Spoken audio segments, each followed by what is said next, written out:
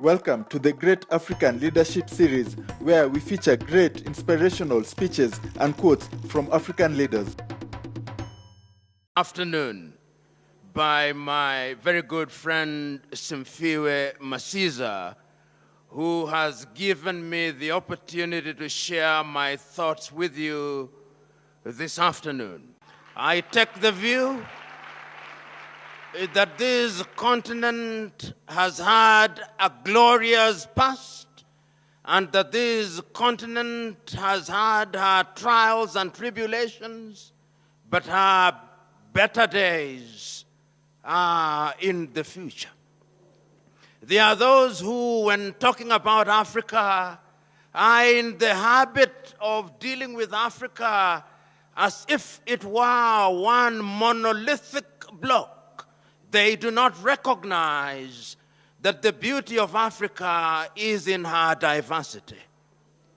And indeed, when you care to undertake a geographical survey of Africa, you will be amazed at what the west of Africa offers, what the center of Africa offers, what the south of Africa offers, what the Horn of Africa offers, and what the north of Africa offers. That is the continent that we are talking about today.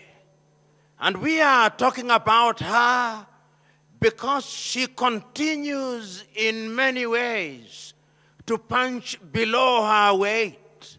And many are the commentators who take the view that the reason why she continues to punch below her weight is because the men and women who have had the privilege and honor to serve her in different political capacities or leadership capacities have not served her well.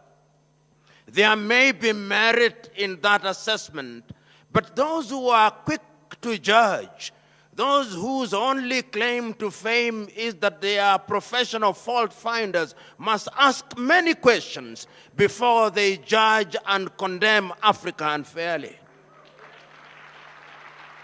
This continent, and I remember, and if we are to judge this continent fairly, we must go back to the past and look to the past and ask about this continent. And there are many who have written about this continent. How many of you here will forget the great writings of Senegal's Anta Cheikh Diop, who has documented in many ways the glorious past of the continent of Africa, the great kingdoms in Africa. When Europe was still in the caves, Africans were building monuments.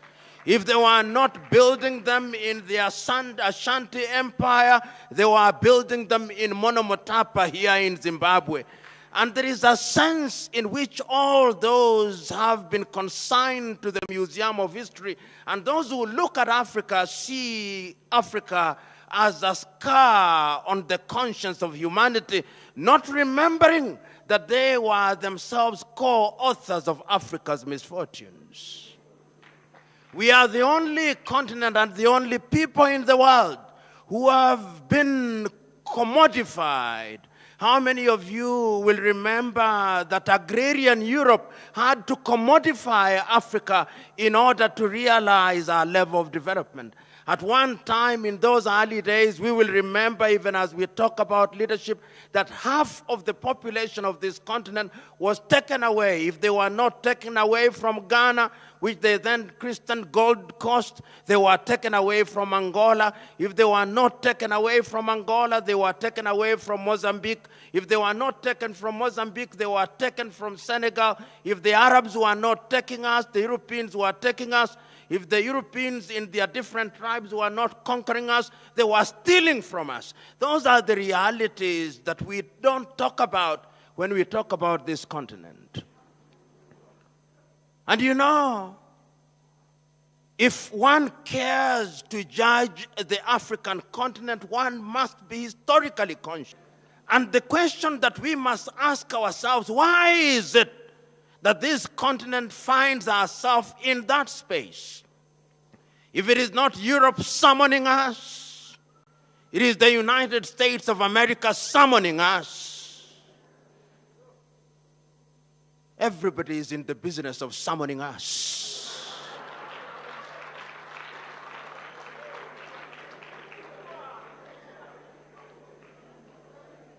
One may ask, what has this to do with leadership? You know, I listened to the Chinese president speaking in eloquent Mandarin, saying how the relationship between Africa and China is a mutually beneficial relationship. He spoke about Africa as if it was one country. He did not remind himself, in my mind, that there are 55 countries in Africa, or 54 if you ask Morocco.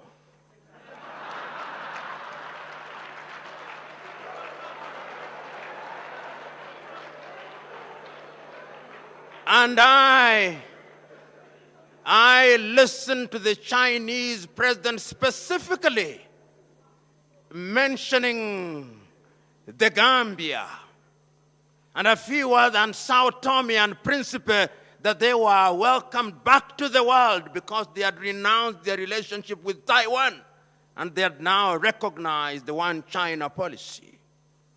Do I say this because there is anything wrong with China? No.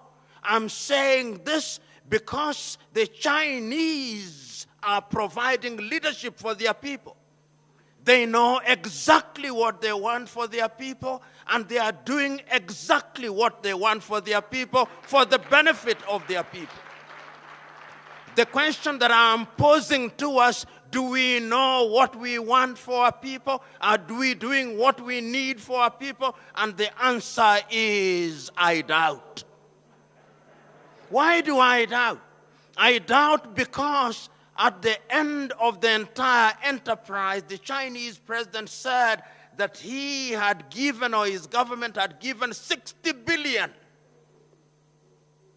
United States dollars to 54 African countries. Notionally, therefore, each country would be entitled to no more than 1.5 billion.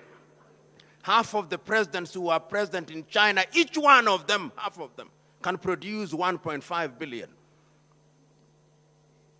Sportsmen in Europe and America, including boxers, can earn $1 billion in a single bout. And we are here celebrating and singing the praises of China because they gave us 60 billion. Once again, it is a statement of their ability to recognize what leadership is all about. I'm submitting to us that when we interact with people like the Chinese, there is something to learn from them. We may condemn them at forums such as this, but there is wisdom in asking ourselves, how is it that this country, which about 30 years ago could not feed half our population, has in 30 years during our lifetime succeeded in pulling up nearly 800 million people out of poverty? How is it that every road that is now being built in Africa, whether the road is in Benin or in Nairobi, Kenya, or in Johannesburg, South Africa, or in Kigali, in Rwanda, or the Democratic Republic of Congo, there is a Chinese firm whose name I cannot pronounce as the contractor for that firm. Those of you who are present in this assembly, go out now into the world. Go out into the world knowing and recognizing that Africa will be built village by village. Go out into the world to know that you are the drop that will make the ocean overflow. Go out into the world recognizing what the Chinese long recognized, that the greatness of the ocean is because the ocean does not reject any river. So go out there and take the knowledge that is necessary. So go out into the world recognizing that Africa will fail or succeed on leadership, and leadership means servanthood. So go out there.